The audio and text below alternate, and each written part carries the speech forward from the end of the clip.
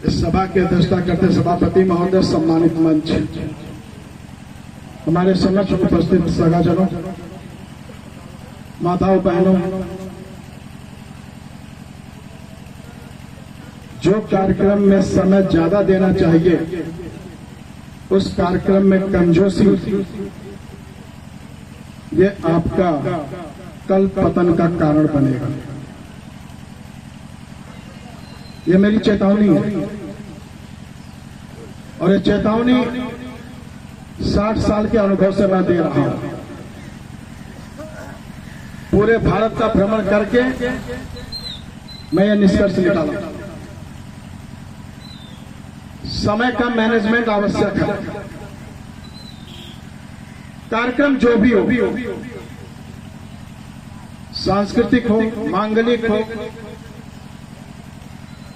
पारिवारिक हो, उस कार्यक्रम का एक संदेश निकलकर समाज के बीच में, उपस्थित लोगों के बीच में अगर नहीं गया तो उस कार्यक्रम का आयोजन निष्प्रयोजित हो जाता है।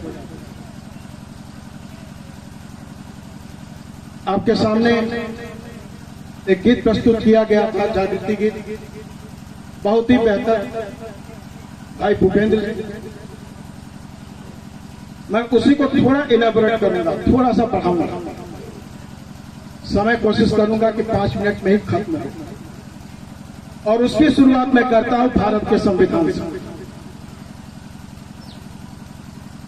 ये भारत के संविधान, पहले कहावत है कि गागर में सागर भर दिया, तो संविधान एक सागर है, लेकिन उसकी गागर संविधान की उसकी उद्देशिका है, प्रस्तावना है, संकल्प है।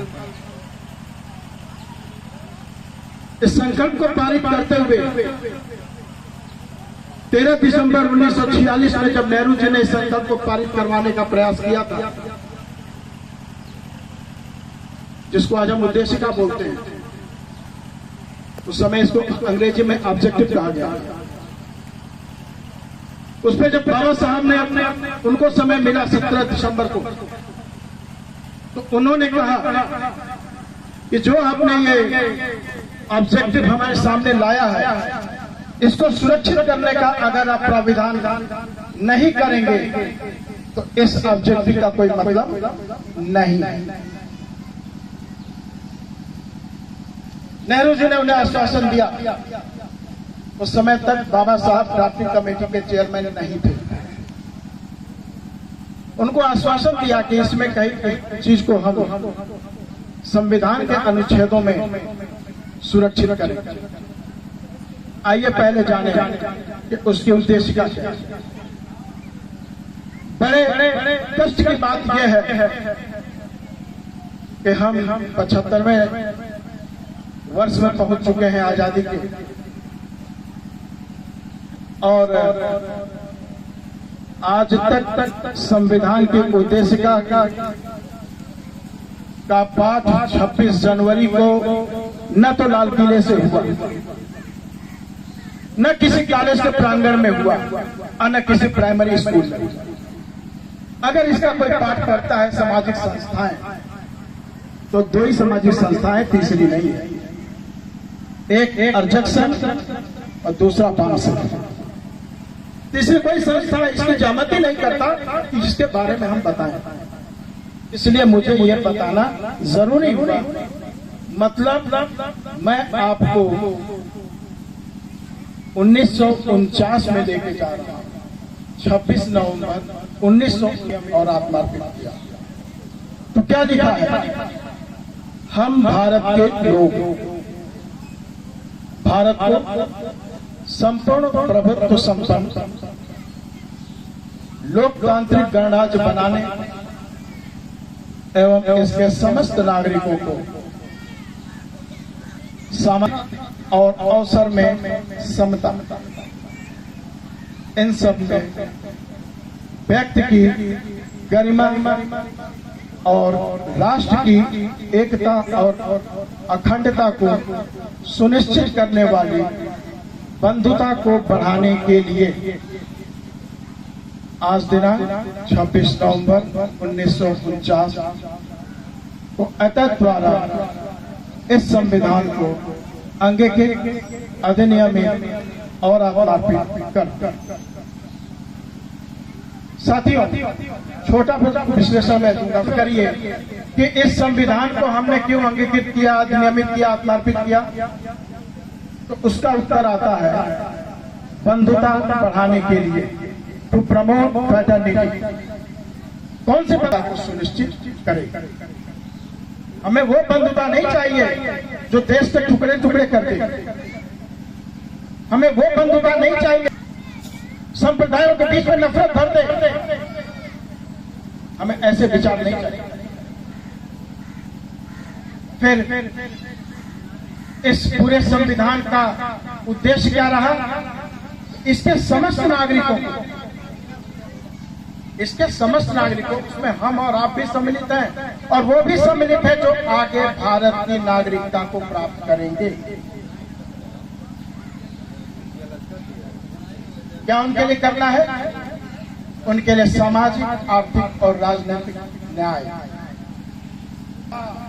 विचारों की अभिव्यक्ति, उनके जो अपने पंथ हैं, जो अपनी रूढ़ी है, जो धर्म है, उन सबको मानने की स्वतंत्रता।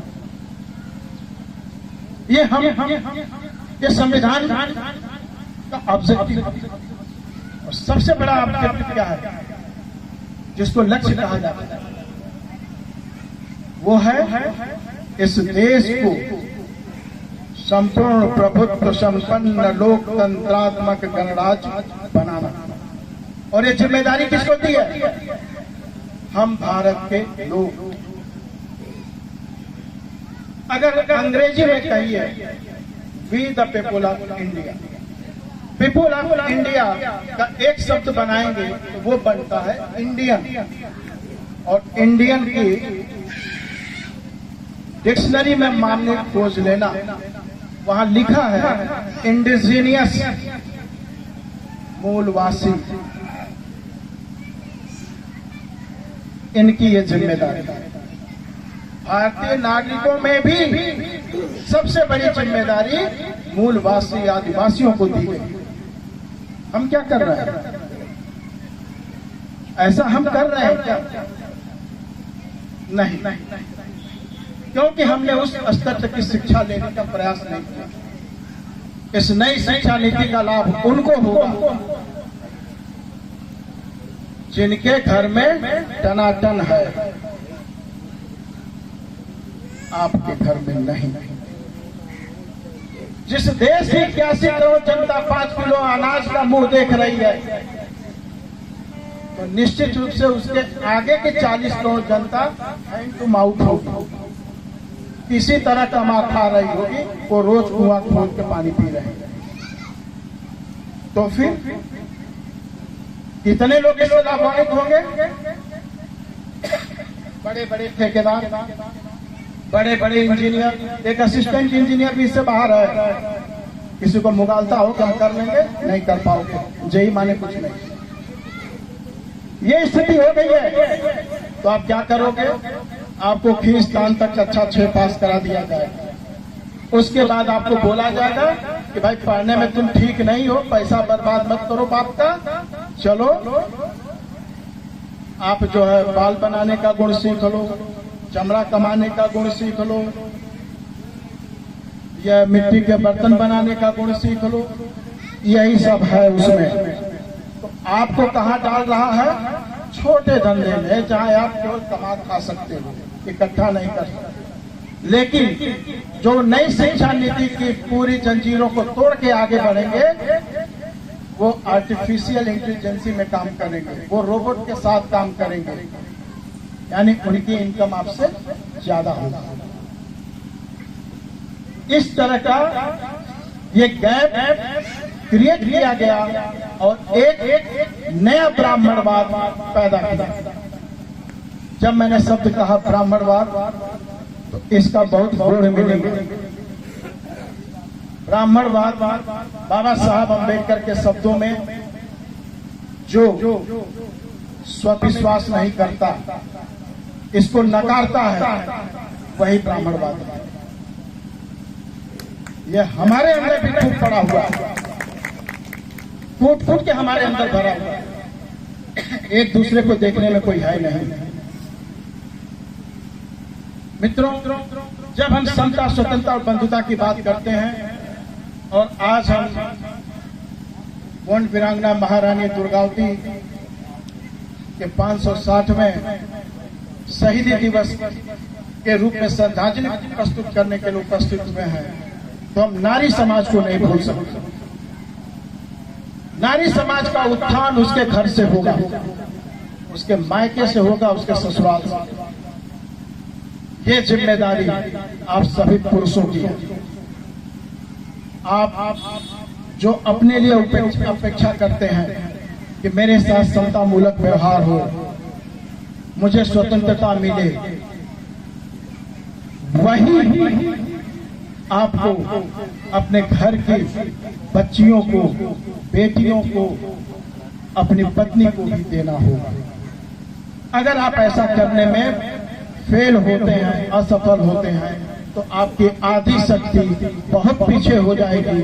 और बाबा साहब ने स्पष्ट कहा है, एक पुरुष घर को संभाल सकता है, लेकिन एक शिक्षित महिला वो अपने मायकों को भी संभालती है और ससुराल को भी संभालती है, आने वाली पीढ़ी को भी शिक्षित करती है। इसलिए उस महिला के साथ आपको समता, स्वतंत्रता और बंधुता के बारे में, जिसको बुद्ध ने मैत्री कहा है, उसके आगे दो शब्द जोड़ा है, प्रेम और करुणा। इन दोनों से बढ़कर सबसे बड़ी होती है मैत्री, बंधुता। बाबा साहब ने स्पष्ट अपने शब्दों में कहा कि जो मैं स्वतंत्रता, समता और बंधुता की बात कर रहा हूं, फ्रांस की क्रांति से नहीं, बल्कि अपने प्रथम गुरु बुद्ध की शिक्षा से लेकर